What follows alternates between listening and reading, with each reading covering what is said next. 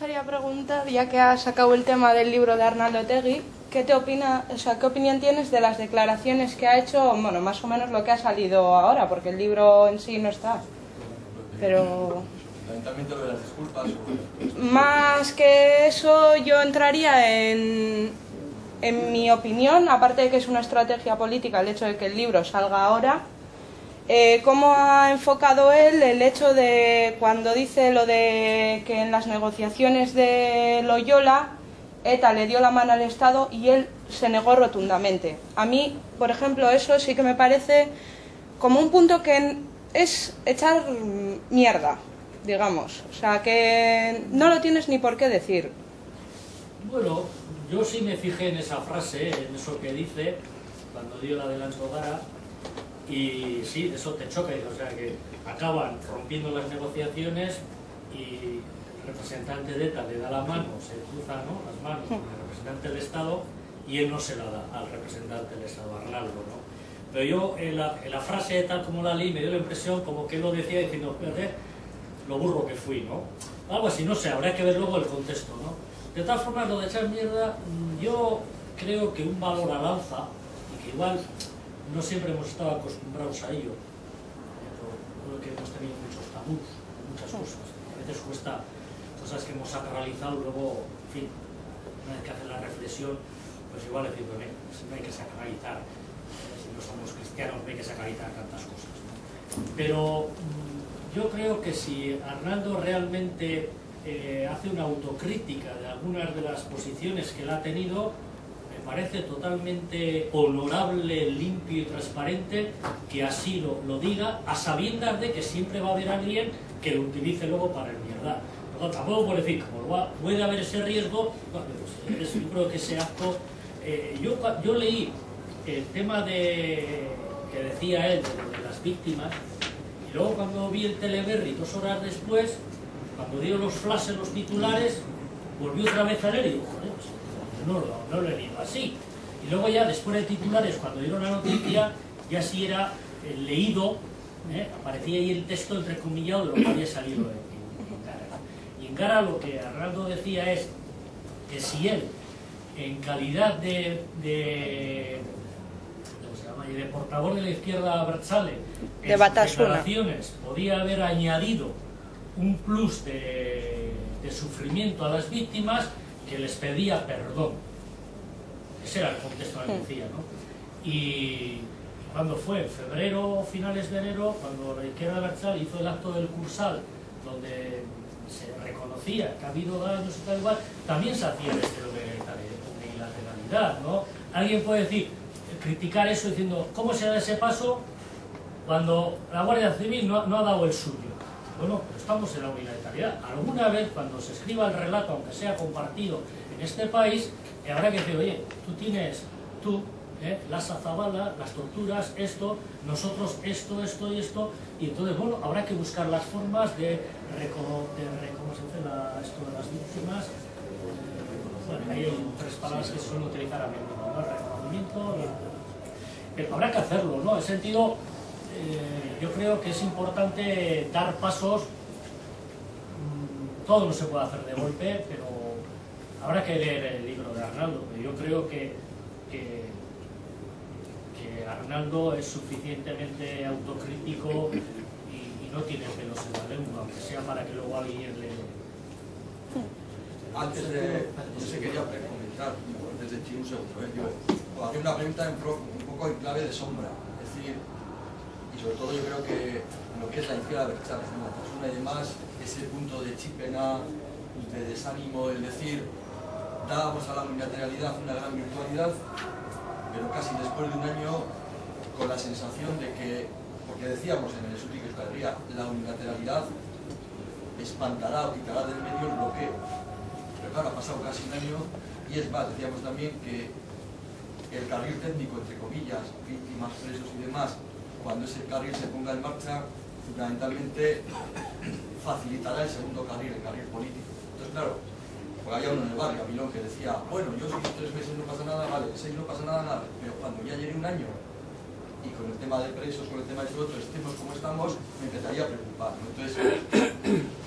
Yo creo que hay quizá se dio a entender en su momento, cuando empezó lo de la unilateralidad, hace un año y medio y tal, quizá se dio a entender, o igual mucha gente lo pudo interpretar así, como que el paso de la unilateralidad nos iba a llevar a que en un plazo corto el gobierno del PP, luego cuando se asentase en Madrid, iba a dar pasos en el tema de presos, algo a lo que se había comprometido Zapatero, pero luego igual por eso hasta adelantamos las elecciones para decir que venga el siguiente, pero había unos compromisos que no se cumplieron.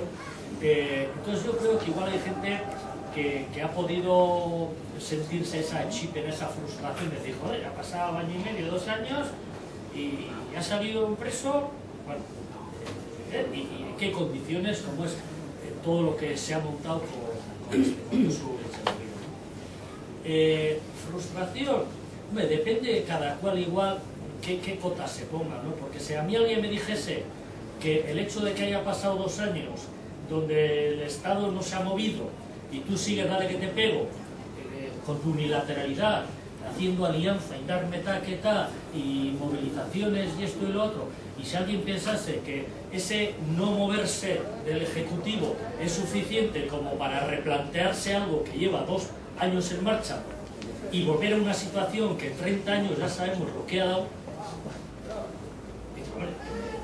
si hemos estado 30 años en una dinámica pensando que nos iba a llevar a la superación, a que le iba a obligar a esto al otro y tal, pero bueno, da tiempo al tiempo, con una diferencia. En sus 30 años, como todo estaba en función de la disposición del contrario a hablar, y mientras tanto tú no tomabas ningún compromiso, ahora que dices, aunque el otro quiera bloquearme y está bloqueando, pero yo sigo haciendo cosas, sigo activando y sigo ampliando la base social necesaria, no estás quieto.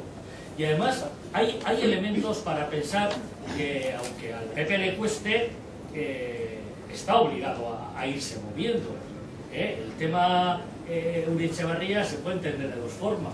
Una es decir, joder, 40 días hay, que estos hijos de no sé qué y tal y cual, pero también se puede entender, decir, sí, pero mira, la han tenido que soltar y la bronca se la han llevado dentro. Y está la doctrina Parot. Y está esa virtualidad de los ojos en Europa, cuando dice el ministro del Interior o alguno de sus secuaces que tienen las lupas puestas en la actuación de H. Bildu para ver si se cumplen las condiciones que la legalidad decía el Constitucional, pues se le recuerda y se le dice, oye, las lupas las tiene Europa, hay gente mirando lo que estáis haciendo, en concreto en política penitenciaria. Es decir, que si las cosas fuesen más rápidas en política penitenciaria, sería mejor tanto desde el punto de vista humano como desde el punto de vista político, porque eso implicaría un avance sustancial de posiciones. Claro, pues por eso probablemente todavía el PP se niega hasta el último momento a avanzar, incluso a cumplir su propia ley transformada expresamente para el caso de los presos y presas vascas, ¿no? Yo creo que hay que analizar las cosas con una cierta perspectiva de tranquilidad, aunque ya sé que hablar de tranquilidad cuando tienes una situación carcelaria grave, pero a veces dices, a ver, es que no por ir más rápido voy a llegar antes, Cuando yo antes hablaba de transición y de crear las condiciones para los cambios, y si alguien ahora me dice a mí, no, es que, mira, esto, ya sabemos, esto no tiene más esto de sí, volvamos a la situación anterior. En la situación anterior, en 30 años, ¿cuántos presos ha sacado el movimiento progresista? Los presos han salido cuando se le ha puesto a instituciones penitenciarias.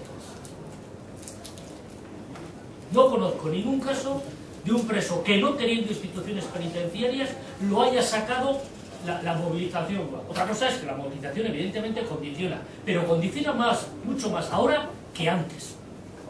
Condiciona por la forma de hacer las cosas, por los apoyos que tienes desde dentro y desde fuera. Eso tiene su ritmo. Todo lo que no puede es quedarse así, hay que seguir, pero hay que seguir siendo conscientes de cómo se busca la forma de que al final se sienten, bueno, y antes de sentarse, que empiecen a cumplir sus propias leyes, ¿no? Y la situación que tiene internamente, con toda la fachonga que han creado, está ahí, y en Madrid se habla mucho de eso en los ámbitos de de esto, ¿no? La bronca que hay con mayor oreja, con tal, no sé qué. Entonces al PP le está pasando factura toda esa caverna que ha creado dentro, ¿no? Iñaki, yo te quería hacer una pregunta, no sé si me vas a poder responder. Va un poco relacionado con el tema de Bildu en Guipúzcoa, ¿no? Estamos escuchando todos los días prácticamente en el Teleberri, sobre todo, la política carroñera de la oposición en Guipúzcoa, diciendo que Bildu no sabe gobernar, etcétera, etcétera. ¿Qué se encontró Bildu cuando llegó a Guipúzcoa que habían dejado los anteriores gestores de la Diputación? ¿Qué realmente porque eso es algo que normalmente la gente de la calle desconocemos, ¿no? Hemos oído hablar algo de Bidegui, etcétera, etcétera, pero ¿qué se encontró Bildu cuando llegó a la Diputación de Guipúzcoa? Bueno, yo en detalle no lo sé, yo sé por lo que sale en los medios y luego, pues, gente, yo con Martín, Garitano, con gente, pues, sale el tema, habla está, ¿no? Y en principio yo creo que se encontró sulos importantes, eso que dicen, como ETA ya no tiene actividad, no hay sulos, los sulos salen todos los días. Sale en el Ayuntamiento de Orduña, sale en la Diputación de Guipúzcoa, en el Ayuntamiento de Motrico, y tal y cual, ¿no? Entonces, sulos importantes, y el más conocido, que además luego le dio la razón en las denuncias que se hicieron, le dio la razón el Tribunal Vasco de Cuentas, que efectivamente había habido licitaciones en Bidegui, por un monto, y además firmadas después de las elecciones y en el intervalo entre que estaba, digamos, Márquez Olano en interinidad, ¿no? Con lo cual ya había... El caso de Bildu en Guipúzcoa, a mí también a veces me da la impresión de que igual sabemos poco, ¿no? Más sabemos de las broncas, ahora, con el tema del ATESATE no digo nada, ¿no? Y luego, pues por ejemplo, ayer con bueno, los pasos que se han dado en incrementar el IRPF, ayer el nuevo tributo que salía, que sustituía el del patrimonio para que la renta es tal y cual, ¿no? Y a veces, claro, lo ves en la prensa, incluso la prensa tuya, lo ves, pero siempre te quedan dudas de querer saber más y tal, ¿no? En ese sentido, pues teniendo en cuenta que Guipúzcoa es un laboratorio, es la primera vez que la izquierda soberanista controla una institución de alto poder, ¿no? Entonces, claro, ahí yo creo que se juntan varias cosas, ¿no? Ayer en un debate en la radio también volvíamos a la vuelta con el tema, ¿no? Es que Bildu no sabe gobernar, eso es el discurso del PNV y tal. Bildu no sabe gestionar, no tiene modelo de gestión. Y dice, bueno, tú eres tonto, porque parece ser que solo hay una forma de gestionar. Lo mismo que la crisis no tiene, las salidas a la crisis te dicen no hay alternativas, es los recortes, los ajustes, no hay alternativa. Esto no hay alternativa. Es decir, para cualquier problema solo hay una forma de entenderlo, que es la del status quo, y solo hay una alternativa, que es la suya. Entonces el PNV, como vende que ellos gestionan, entonces, es que no saben gestionar. Pachi López decía ya, no, es que la culpa la tiene el PNV, que admite que Bildu gobierne, se olvida de las elecciones, se olvida de los resultados electorales, ¿no? No, es que el PNV deja que Bildu, y Bildu está llevando a la ruina a Guipúzcoa, porque está frenando los proyectos estratégicos. Mira, Pachi López, cuando hablamos del año 2012, no se puede ir diciendo, esto es estratégico, habrá que justificarlo. Habrá que justificarlo con planes de rentabilidad, de sociabilidad, porque ahora cuando el otro día José Luis Bilbao en el pleno de juntas en Vizcaya dice, hombre, la Supersur, que iba a ser la cojo-solución al problema del transporte, en el primer año de servicio hemos llegado al 48% de uso, ¿no? Y dices, claro, es que aquí se han hecho obras, no digo nada, el tren de alta velocidad, el superpuerto de pasajes, que cuando llegó la crisis a un punto tal, dijeron, no, reducimos a la mitad la superficie del puerto exterior en el plano y reducimos a la mitad el dinero, la inversión prevista. Pero curiosamente no redujeron a la mitad el papel estratégico, ¿no? Seguía siendo tan estratégico con la mitad del presupuesto y con la mitad. Es decir, en el caso de Guipúzcoa, yo creo que en ese laboratorio algunos se encuentran en la oposición muy incómodos, porque se puede estar demostrando, y con el tiempo yo creo que se va a demostrar más, que hay formas diferentes de plantear la gestión. Que no es una cuestión de decir, la gestión es siempre la misma. No, hay muchas formas de plantear la gestión, porque hay formas diferentes de plantear las prioridades de ingresos y las prioridades de gasto. Y alguien me decía el otro día, uno del PP, que es un tertuliano conmigo, me decía, es que Rajoy tiene esto, ¿cómo se llama? El IRPF, esto tributario, los tramos, está por encima de lo de Bildu en Guipúzcoa, como diciendo, por dar 1000 vueltas, decía, una diferencia, una diferencia. Mariano Rajoy, cuando subió los tramos, el porcentaje, el tipo de marginal de los diferentes tramos del IRPF, ya dijo, lo siento, no quiero, esto es provisional, en el momento tú me echo para atrás, y lo hizo desde la mayoría absoluta. Si Bildu tuviera mayoría absoluta en Guipúzcoa, a mí no me cabe la menor duda que se hubieran dado pasos más importantes en cuanto a la fiscalidad y la progresividad de... ¿Qué pasa? Que como tienes 26 de 51, no 26, no 23, como la de Aragá, de 51, pues tienes que negociar, y se negoció con el PSOE unos avances. Ahora han sacado ¿cómo se llama? Un impuesto nuevo que sustituye al anterior, que va digamos, a eliminar lo que antes se entendía como escudo fiscal y tal, pero lo tendrán que negociar. Entonces, cuando tú estás en una situación de minoría gobernando, pues no puedes hacer lo que quieras, nos guste o no.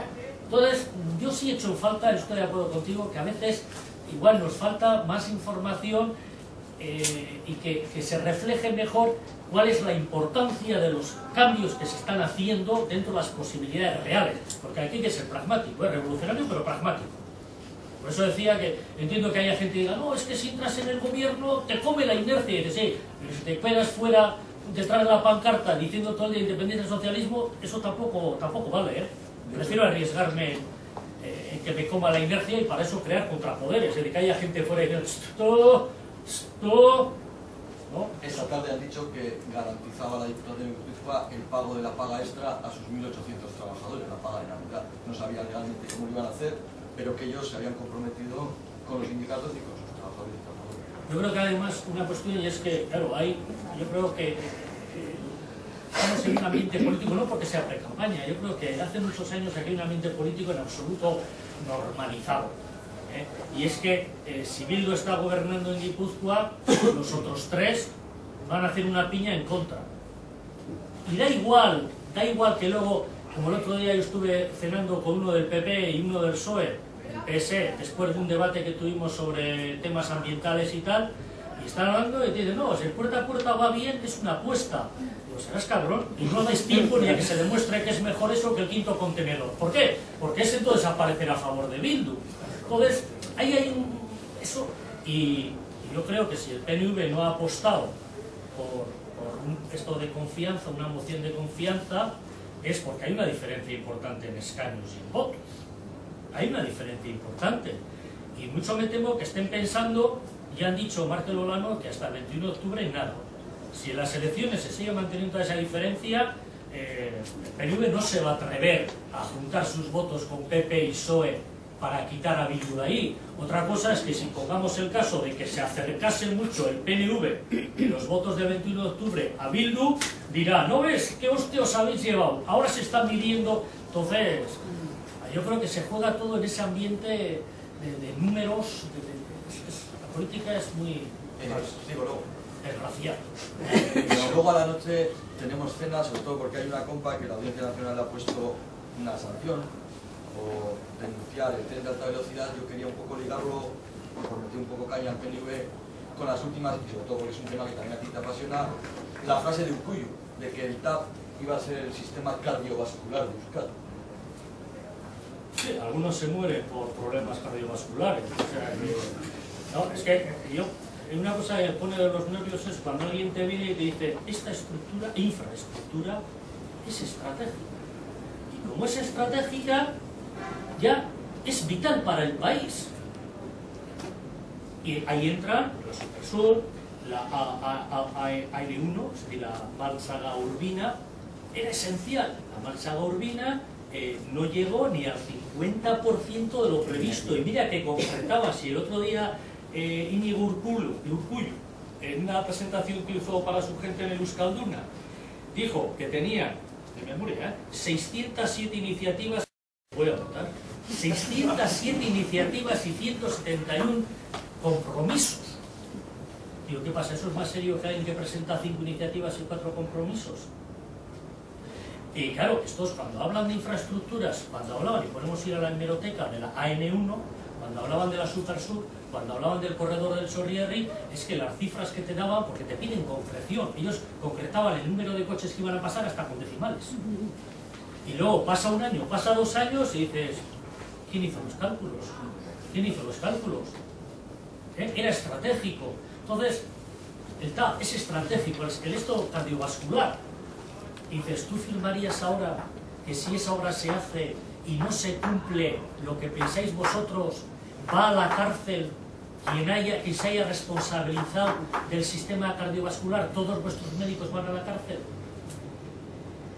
Yo creo que el tema de las infraestructuras es uno de los temas más importantes en los que hay que incidir en ese debate ideológico, sin quitar la protesta, evidentemente, porque no es una cuestión de AHT, del TAF, es una cuestión del TAF, del superpuerto de Pasaia, de la ampliación de no sé qué. Decían que el TAF, claro, el TAF siempre han dicho, no, va a sacar no sé cuántos camiones y no sé cuántos vehículos de la A8.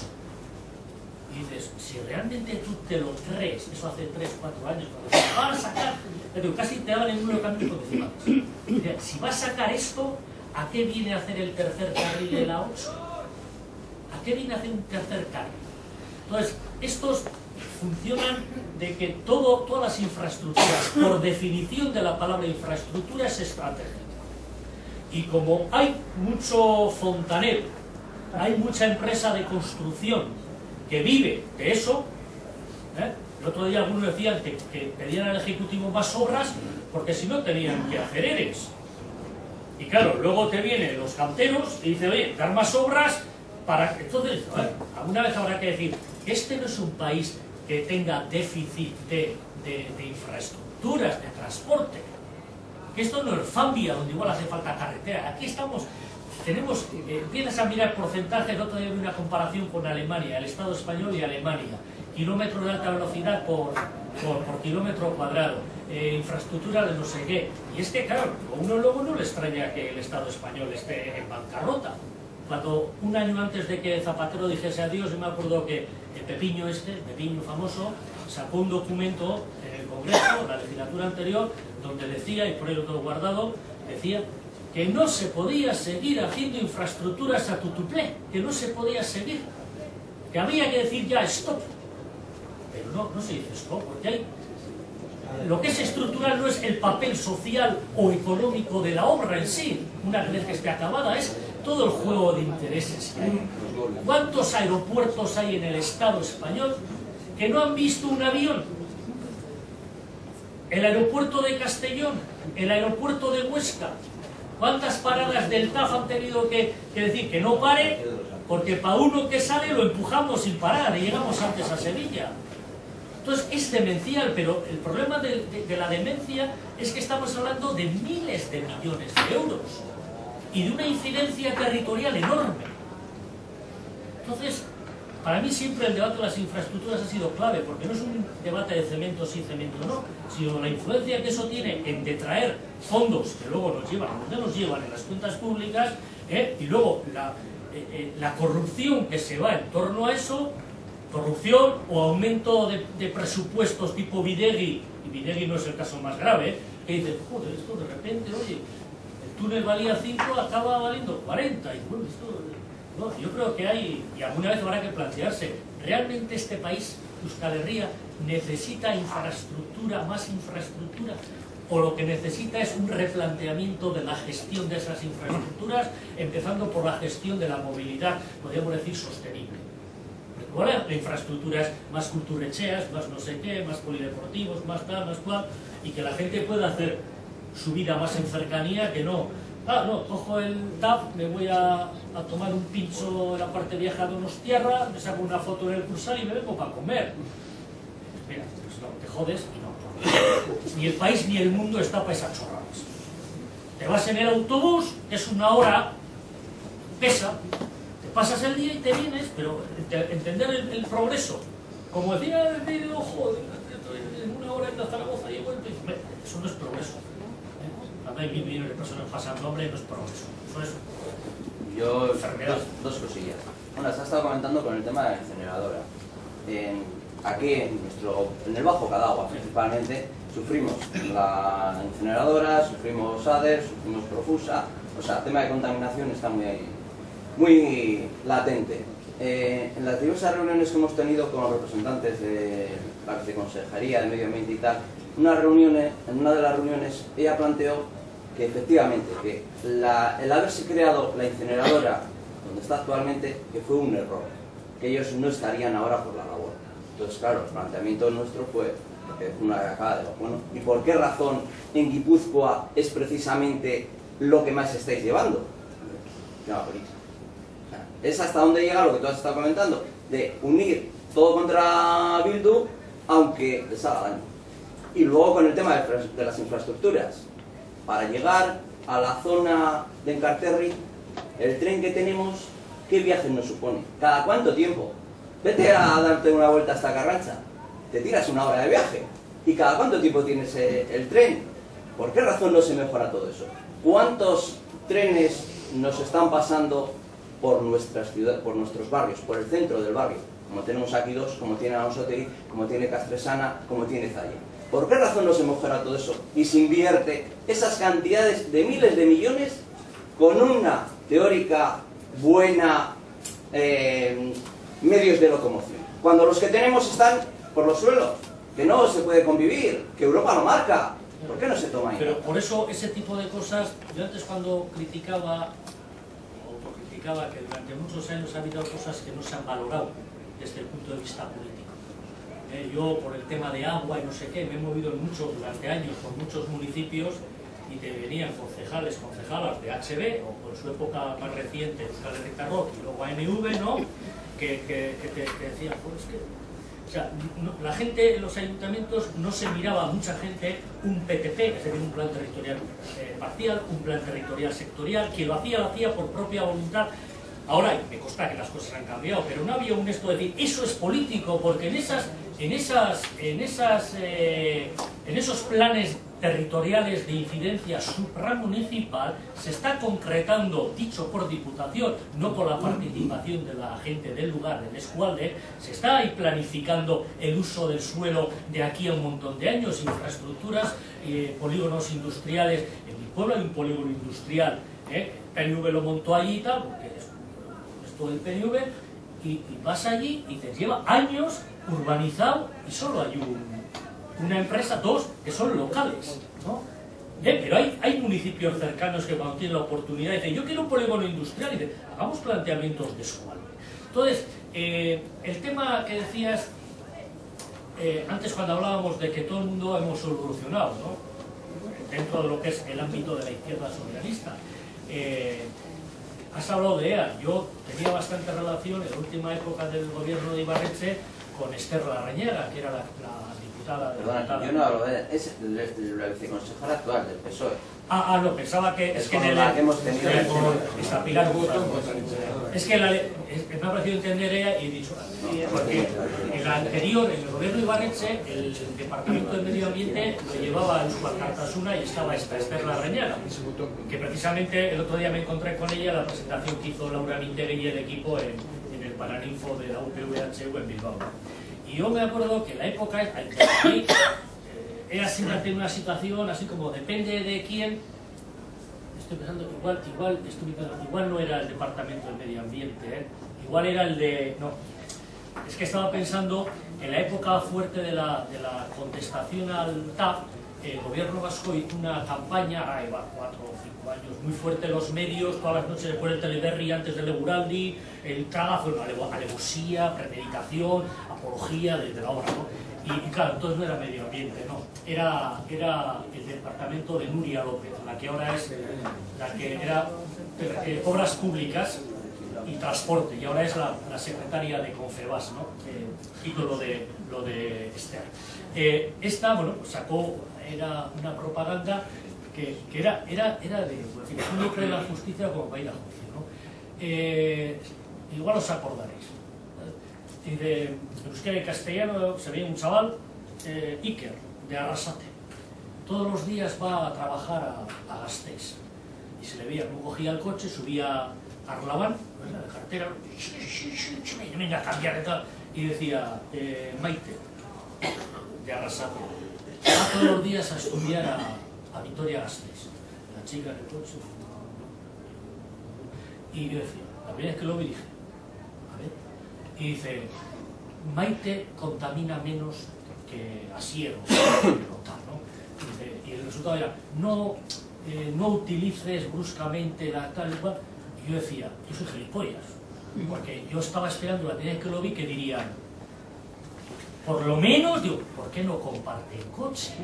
O si no decir que hay servicio de autobús, servicio público, Arrasate y tal, que coja. No, era lo brusco del chaval, ¿no?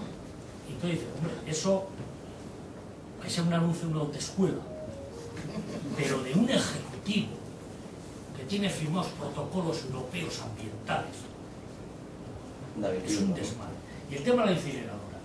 Cuando se puso en marcha el ATESATE en Usurbil hace 4 años, por la cabezonería de la gente de ahí, que se lo tomó en serio, hasta el punto de que en mayo de este año el propio gobierno español le dio un premio nacional al Ayuntamiento de Usurbil por los avances en la política de residuos, ¿no? Siendo alcalde Xavier Miquel de Recondo, que ahora está allí, ¿no? Bueno, cuando eso salió, es que fue tal el repelús que eso le daba a lo que es ahora oposición, que entonces era gobierno, PNV, a Mike Abad, que también desapareció de escena, PP y PSOE, que se pusieron de los nervios. Y tú dices, a ver, si alguien apuesta por algo novedoso, que además tiene referencias europeas, no en Mozambique, en Europa, en Cataluña, en tal, ¿qué menos que decir, si esto sale bien, pues sería muy positivo para la política de residuos, vamos a darle un tiempo, ni 2 horas. A Mike Abad metió a juicio, no sé qué, porque atentaba contra los derechos, no sé qué, tal. Es decir, que el ATESATE a mucha gente le pone de los nervios en el plano político, yo creo que por 2 razones que van unidas. En principio, porque le rompe los esquemas. Y si eso sale bien, es demostrar en la práctica que no solamente hay una forma de hacer políticas, en este caso de residuos, es que hay alternativas. Y eso algunos no lo pueden soportar.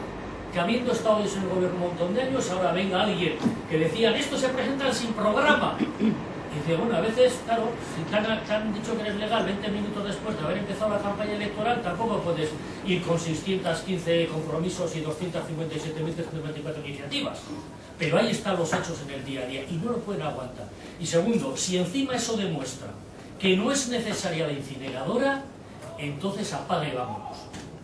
Porque esto funciona como pon una incineradora en tu vida. Es estratégica la incineradora como es el superpuerto, aunque puedan entrar los grandes transatlánticos hasta el centro de como ha entrado hace poco Erika, ¿no? Entonces yo creo que es que hay una inercia, hay cosas que son de destino universal y cualquier cosa que se haga tendente a decir, pues esto, claro, luego te viene gente de Europa y te dice, oye, lo estáis haciendo de puta madre, muy bien, muy bien, y si esto tuviera un apoyo institucional más amplio, pues avanzaríamos mucho, no haría falta incineradora, o igual una pequeña o 2 pequeñas, es decir, por lo menos es replantear todo, pero claro, algunos no están dispuestos a replantear absolutamente nada porque es negar su esencia de decir, esto es unidad de destino universal. La incineración para algunos es como la piel de toro para otros. No, les pone de los nervios. Por eso igual hablan de luego de lo cardiovascular. En verano, todo en el formato del edificio, comentábamos elecciones, propuestas, proyectos, fundamentalmente decíamos, yo parafraseando a Galeano, ¿no? De los 4 puntos cardinales son 3, norte y sur.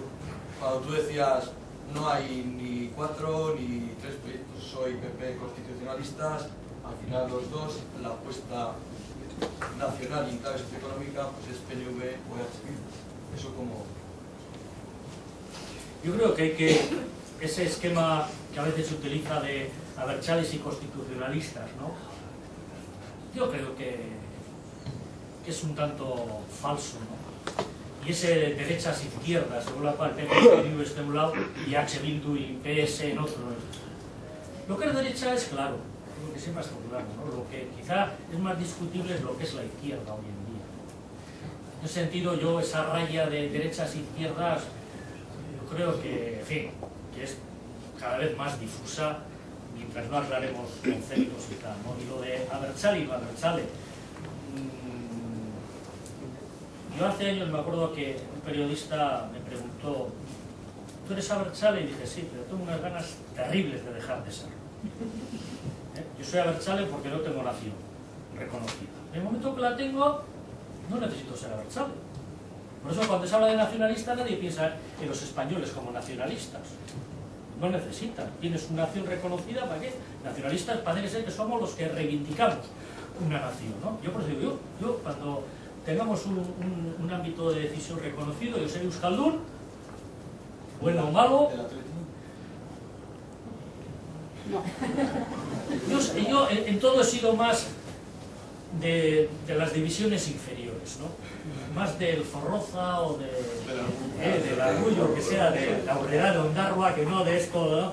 Que, en ese sentido, yo antes decía, y para mí es un tema clave, la apuesta por la soberanía de izquierda no puede ser algo que nos interese solo a la gente, digamos, que somos abertzales, que queremos la independencia como algo que nos pide el cuerpo, nos pide el euskera, nos pide Amalurra, nos pide Euskal Herria, nos pide el árbol de Guernica.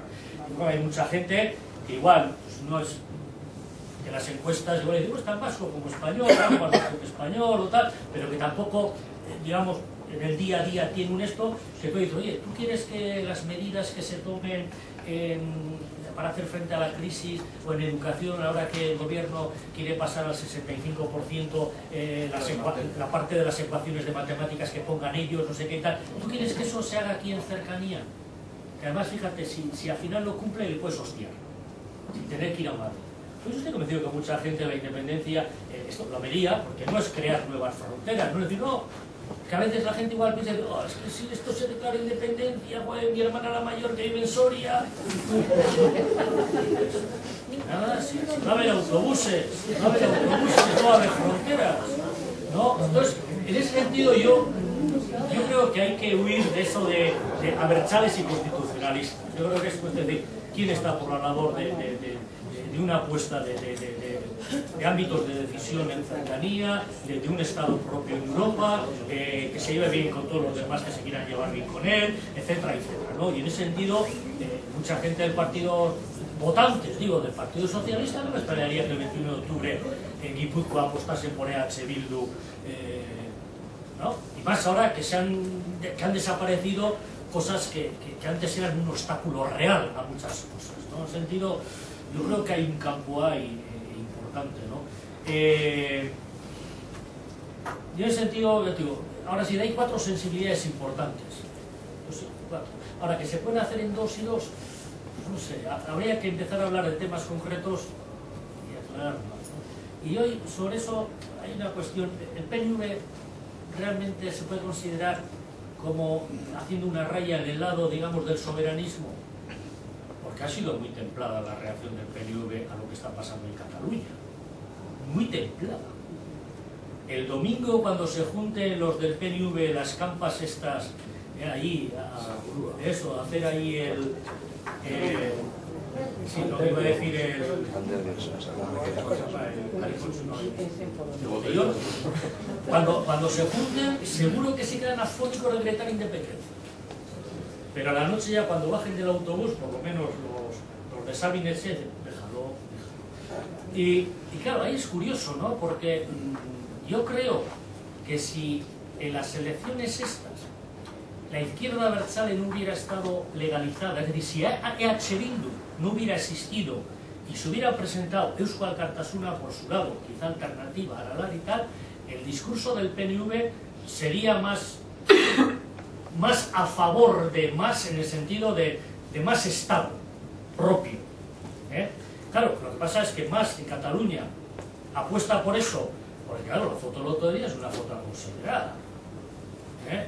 Y entonces dice, es que esto, en fin, entonces, mientras que aquí cualquier apuesta del PNV que fuera en el ámbito de reclamar, no ya más autogobierno, o que nos dejen aquí tener el IVA, como ha pedido ahora, ¿no? Sino estoy diciendo, bueno, podemos hablar de cosas intermedias, pero el objetivo es un Estado propio y vamos a 2015, 2020, luego pasará lo que pasa, pero por lo menos una hoja de ruta tal. Cualquier apuesta que haga el PNV, en ese sentido, clara, yo creo que el PNV dice, joder, si hacemos esta apuesta va a salir beneficiado. Eso es. Porque esa es la diferencia, yo entiendo, fundamental entre Cataluña y aquí, CiU, Convergencia, que es la hostia Convergencia, no hay más que verlo en el Parlamento, en el Congreso de los Diputados, a la izquierda que tiene una ERC, una Esquerra Republicana, en muy baja forma.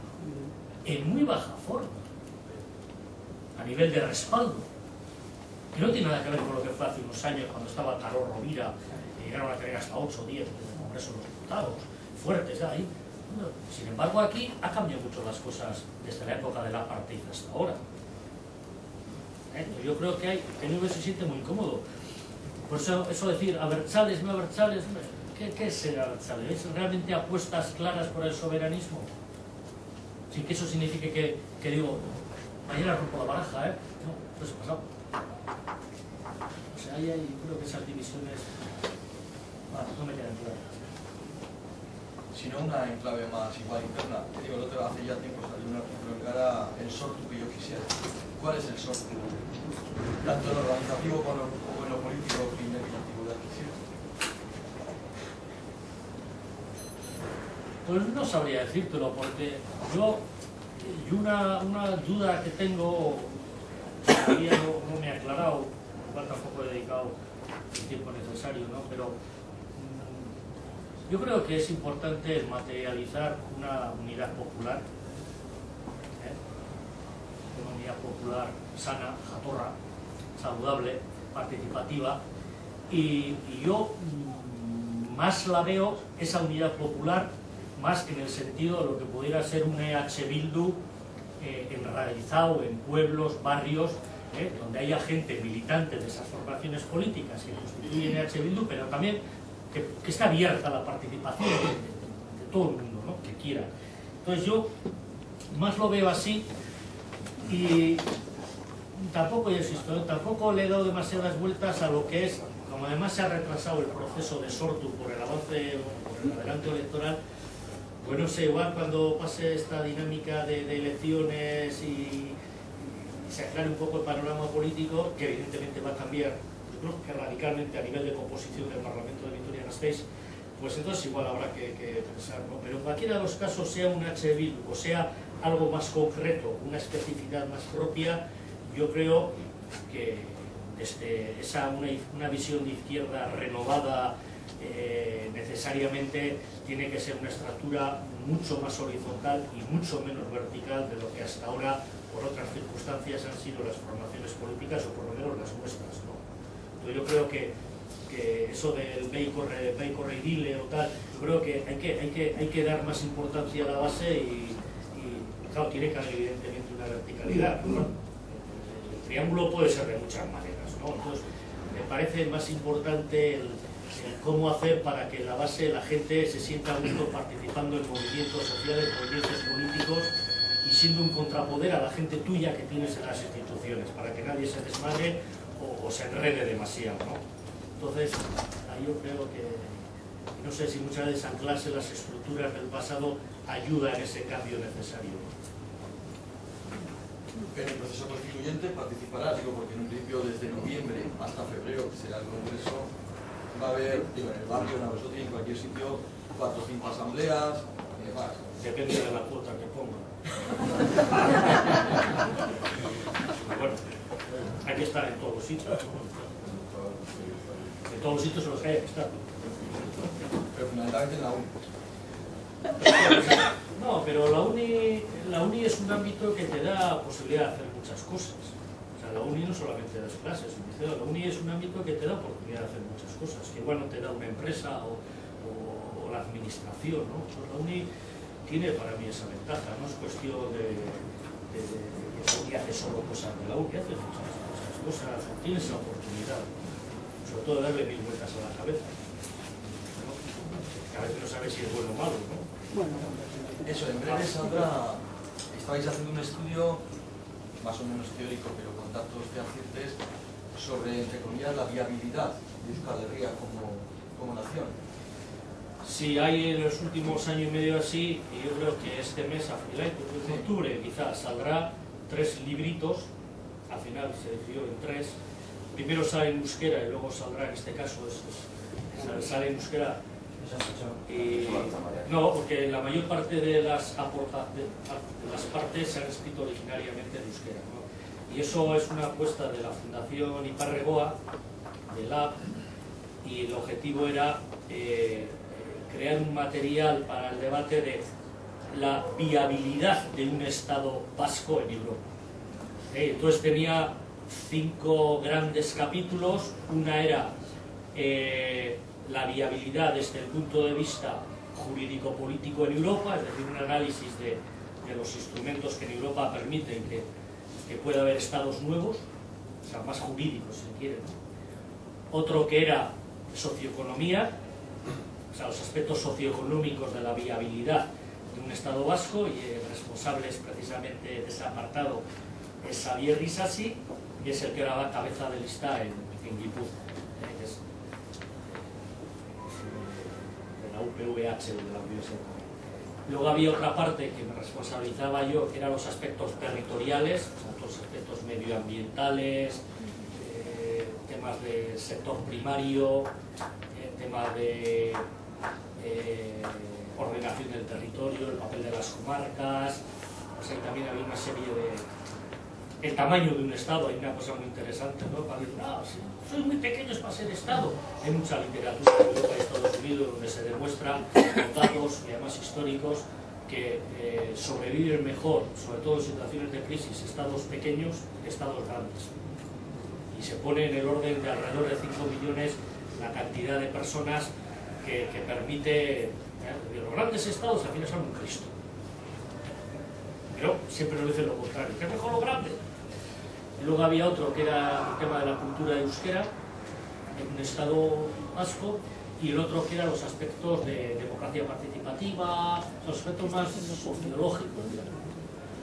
Entonces, bueno, no se acaba ahí el tema, la idea era, pues al final hemos estado 25 o 30 personas, era hacer unos documentos que permita que cuando hablemos de Estado, soberanismo, pues también, joder, pues, ir teniendo enganches, y poder discutir, debatir e ir profundizando en esos aspectos.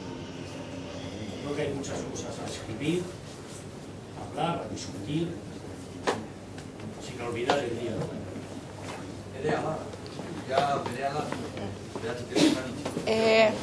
A mí sí que me gustaría hacerte una pregunta, y la verdad es que llevo unos cuantos años con un poco de resquemor, porque en las elecciones en la UPV, en las últimas elecciones, cuando salió Goirizelaya, Ikasle Abertzaleak pidió la abstención y tú saliste pidiendo el voto a Goirizelaya. A mí en ese momento yo estaba militando en Ikasle Abertzaleak y sí me pareció un poco mal, o sea, en el sentido de los estudiantes estaban pidiendo la abstención, se había hablado anteriormente de qué se iba a hacer, y yo entiendo que tú lo hiciste a nivel personal de yo pido el voto, pero sí que tienes, o sea, por ser quien eres, sí que hay una gente que te va a seguir. Y, o sea, nire galdera da, zergatik egin zenuen hori, o qué te impulsó a decir, no, hay que votar a Goirizelaya. Hombre, yo hay cosas que si digo no las siento, pero en determinadas cuestiones como era eso, yo nunca se me hubiera ocurrido hacer público esa reflexión.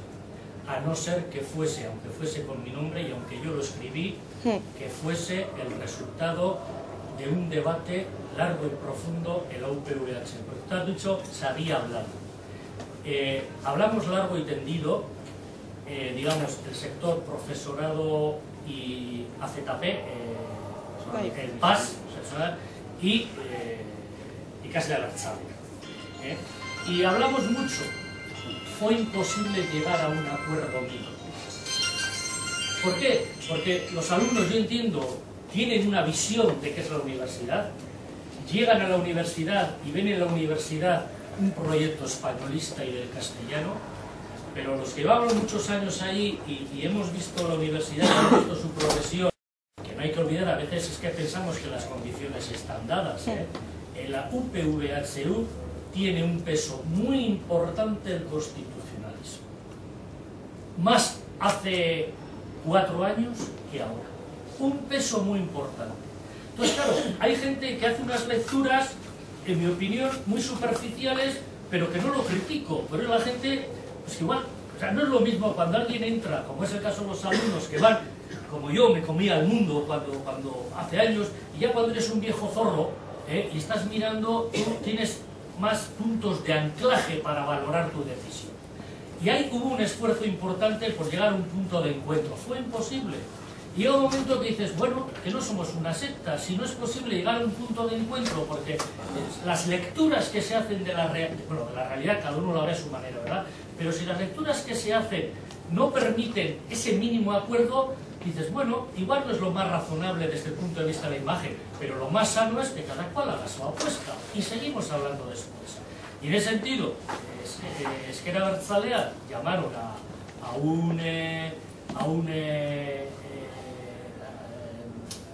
abstención, y además yo me acuerdo carteles de Casa Abertzaleak con la foto de Iñaki Uliezari español y al aula de la candidata de constitucionalismo, ¿no? María Jesús, no, Marisol Esteban, española. Y claro, nosotros decíamos, eran los dos español, eso es una simplificación que para mí no era aceptable en aquel momento, y hoy, en el 2012, sería inaceptable totalmente esa simplificación. Eso de español y tal, es decir, yo creo que hay que profundizar mucho más. En aquel momento fue imposible, entonces el sector profesorado, con otra visión de la casa, porque vamos muchos años dentro y vemos las posibilidades, esto y lo otro, decidió que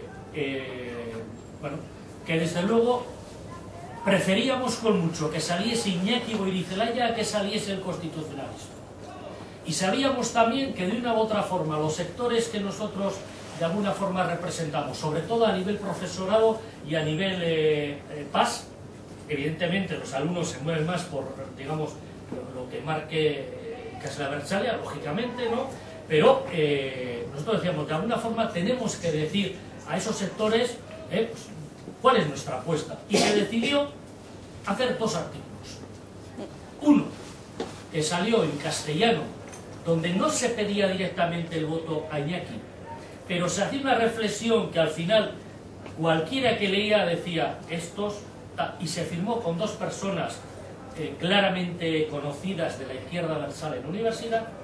Y entonces a mí me tocó el muerto de decir, el día anterior saca tú en euskera y ya pide directamente el voto en tu nombre.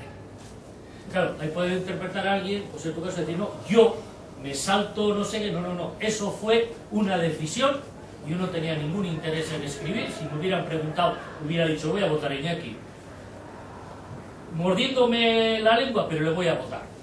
Pero no, ahí dijeron, tú, y yo como estaba de acuerdo con la reflexión, digo, bueno, pues asumo yo esa responsabilidad. Pero fue una decisión del colectivo, del profesor, que lo había hablado muy claro. Y Casa Abertzaleak lo tenía muy claro también, pero en otra orientación. Y fíjate que nada más esa noche electoral, creo que fue el 4 de diciembre del 2008, sí, me acuerdo porque era al día siguiente del atentado de Ignacio Uría Loyola, a la noche, cuando eso, yo estaba en Gasteiz y me llamó Iñaki Goirizelaya, me llamó y me dijo, ya sé que, porque salió con un 2 o 3% de diferencia, era un 52 al 48%, con una muy importante participación del alumnado. Cosa que también luego en su momento dijimos en Casa Abertzaleak, ¿habéis hecho la lectura de cuánta gente, alumnos, que normalmente votan poco, pero normalmente la gente que vota es gente, digamos, de Casa Abertzaleak? Y luego cuando alguien se dedicó a hacer el análisis, dice, mucha gente en Casa Abertzaleak, porque además estaba los votos de los alumnos, centro por centro, y ese mismo día habían sido en algunos también las del claustro, juntas de facultad o de centro, donde hay, y Casa Abertzaleak sí se presentaba, luego tenías con qué comparar, y a fin de decir, mucha gente de Casa Abertzaleak le ha votado a Iñaki. No por estar de acuerdo con Iñaki, sino por no querer al españolismo, una vez más, como ha sido durante muchos años en la UPV. Entonces, en ese sentido, yo asumí el muerto.